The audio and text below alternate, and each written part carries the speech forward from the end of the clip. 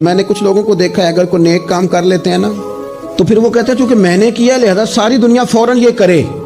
آپ یہ کیوں نہیں سمجھتے کہ رب نے آپ کو توفیق دی ہے تو آپ عاجز ہو جائیں اللہ کے بندے، آپ عاجزی اختیار کریں۔ وہ کہتے ہیں چونکہ میں کرتا ہوں لہذا میں اب اتنا بڑا آدمی ہوں تو فلانے فلانے فلانے فلانے بندے تو ٹھیک ہی نہیں۔